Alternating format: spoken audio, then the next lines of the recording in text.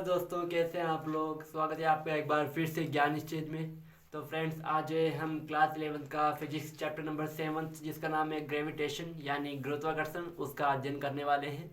तो चलिए बिना देरी करे वीडियो करते हैं स्टार्ट। तो सबसे पहले टॉपिक की बात करें तो वो है हमारा ग्रेविटेशन यानी गुरुत्वाकर्षण। तो ब्रह्मांड में किसी भी दो द्रव्यमानों के बीच लगने वाला आकर्षण बल गुरुत्वाकर्षण बल कहलाता है।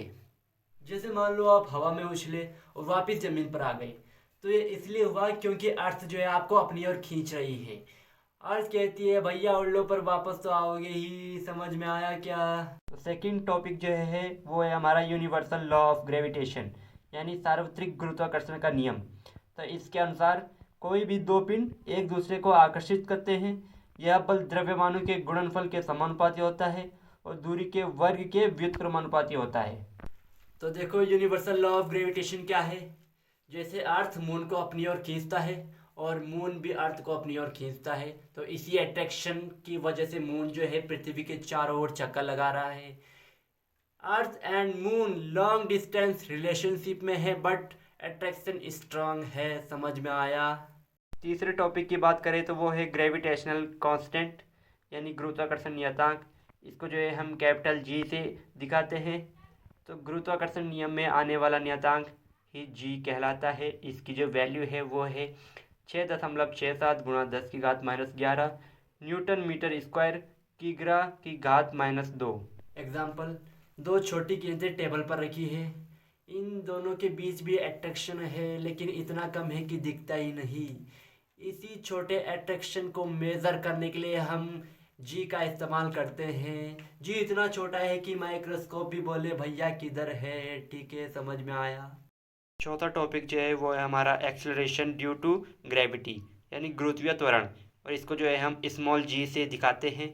तो पृथ्वी के आकर्षण से वस्तु में उत्पन्न त्वरण को ही हम गुरुत्वीय त्वरण कहते हैं, और इसकी जो वैल्यू है वो है स्मॉल जी बराबर 9.8 मीटर प्रति सेकंड स्क्वायर। जैसे आप एक हाथ में एक पत्थर लो और दूसरे हाथ में एक चौक ले लो, दोनों को एक साथ नीचे गिराओ तो दोनों एक साथ नीचे गिरेंगे। क्यों? क्योंकि दोनों पर सेम गुरुत्वीय त्वरण लग रहा है। समझ में आया। पांचवें टॉपिक की बात करें तो वो है हमारा मास यानी द्रव्यमान। तो किसी वस्तु में उपस्थित पदार्थ की मात्रा को ही हम द्रव्यमान कहते हैं। जैसे एक स्टूडेंट का मास जो है 50 kg है।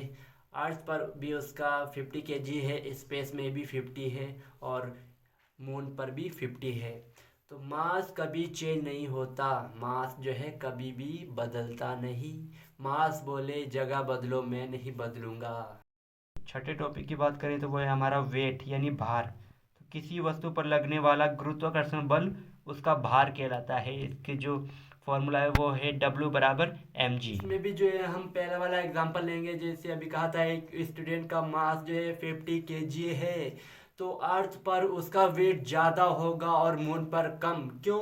क्योंकि मून पर ग्रेविटी कम है। मून पर डाइट नहीं, फिजिक्स काम आती है सर। सातवां टॉपिक की बात करें तो वो है हमारा फ्री फॉल यानी मुक्त पतन।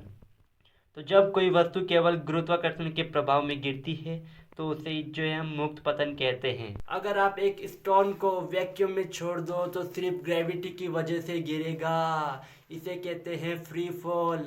एयर हटाओ, ग्रेविटी फुल एटीट्यूड में आ जाती है। समझ में आया। इसके बाद हम जो है आठवें टॉपिक की बात करें तो वो है हमारा थ्रस्ट एंड प्रेशर यानी प्रणोद व दाब। तो सतह पर लंबवत लगने वाला बल ही थ्रस्ट एंड प्रेशर कहलाता है। प्रेशर का यहाँ पर एक फॉर्मूला है जो है P = force upon area. Thrust की हम सबसे पहले बात करें तो जैसे जब आप दीवार पर धक्का लगा रहे हो तो दीवार पर लगाया गया बल ही थ्रस्ट कहलाता है। और प्रेशर की बात करें तो एक लड़की जैसे फ्लैट चप्पल पहने जमीन नहीं धसी, हाई हील पहने जमीन में धस जाती है। क्यों? क्योंकि एरिया कम और प्रेशर ज़्यादा। नेक्स्ट टॉपिक की बात करें तो वो है हमारा बॉयंस फोर्स यानी उत्प्लावन बल। तो द्रव द्वारा वस्तु पर लगाया गया ऊपर की ओर बल उत्प्लावन बल कहलाता है। जैसे आप पानी में कूदे और पानी जो है आपको ऊपर की ओर धक्का दे रहा है, दैट इज अ बॉयंस फोर्स। समझ में आया। फ्रेंड्स, इसके बाद हमारा जो है चैप्टर का लास्ट टॉपिक है वो है आर्किमिडीज प्रिंसिपल यानी आर्किमिडीज का सिद्धांत। तो जब कोई वस्तु द्रव्य में डाली जाती है तो उस पर ऊपर की ओर लगने वाला बल हटाए गए द्रव्य के भार के बराबर होता है। जैसे एक शिप है, बहुत भारी होता है, पता ही है सबको, फिर भी पानी में तैरता है। क्यों? क्योंकि शिप उतना पानी हटाता है जितना उसका वेट होता है। समझ में आया क्या? तो दोस्तों, इसके साथ हमारा क्लास 11th का फिजिक्स चैप्टर नंबर 7 भी समाप्त होता हुआ। तो फ्रेंड्स, ग्रेविटेशन चैप्टर जो है सिर्फ गिरने का चैप्टर नहीं है, यही वो फोर्स है जो हमें पृथ्वी से जोड़े रखती है, चांद को पृथ्वी के चारों ओर घुमाती है और भारी जहाज को भी तैरना सिखाती है। यदि ग्रेविटी ना होती तो ना मार्स होते और ना ही हम। ग्रेविटेशन हमें सिखाता है जो चीज़ स्ट्रांग होती है वह दिखती नहीं पर सबको बांध कर रखती है। कंसेप्ट स्ट्रांग रखो, बाकी सब अपने आप नीचे आ जाएगा। तो चलिए मिलते हैं अगले वीडियो में, तब तक के लिए goodbye, take care, bye bye.